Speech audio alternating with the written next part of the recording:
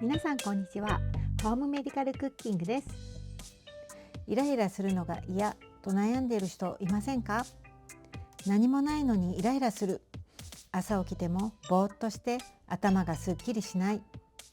体が重く動作が遅くなるなどの状態の方は多いのではないでしょうか。東洋医学でいう心は心臓を指すだけではなく、脳や自律神経のような働きを表します。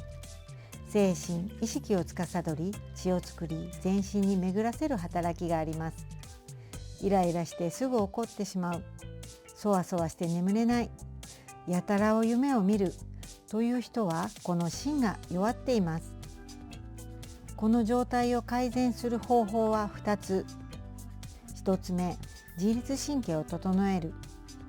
これは交感神経と副交感神経のバランスを整えることです。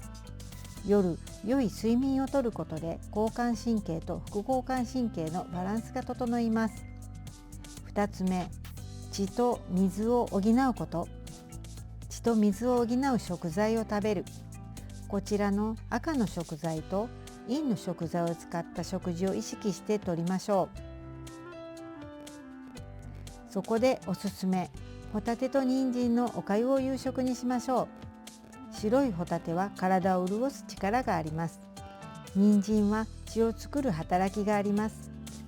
これらの食材は血と水を補い、イライラ解消の夕食になりますよ。材料はこちらです。この太白ごま油は、ごまを生のまま絞り、あえて色と香りを抑え、ごまの風味と栄養を最大限に引き出してありますのでおすすめです。米は軽く研いでざるにあげ、30分置きます。人参とホタテはさいの目に切ります。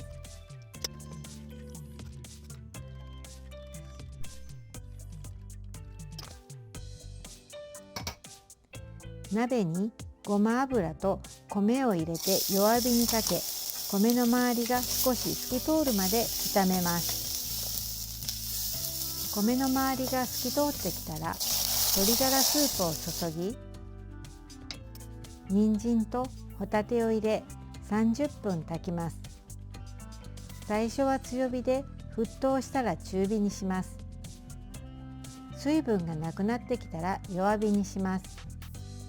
蓋をする場合は箸を1本挟む程度開けてください。お米がお好みの硬さになってきたら、塩と醤油を加え味を整えます。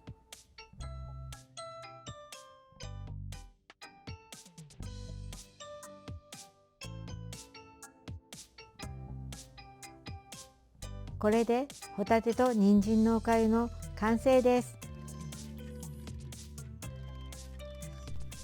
温かいうちにいただきましょう。作り方をまとめます。1番、米を洗う。ホタテと人参はさいの目に切る。2番、ごま油で米を炒める。3番、材料を全部入れて30分炊く。最初に紹介したこちらの食材を使ってアレンジしてもいいと思います。血を作る食材と体を潤す食材です。毎日継続することによってイライラ体質も改善し、血流が良くなることで体調も良くなり、美肌や若返ることなど他の効果も期待できます。それってすごく素敵なことだと思いませんか？このような自然の健康法であなたが笑顔になれると嬉しく思います。ちょっとした体の不調を改善するレシピを紹介しています。応援していただけると励みになりますので、登録、いいねボタンをよろしくお願いいたします。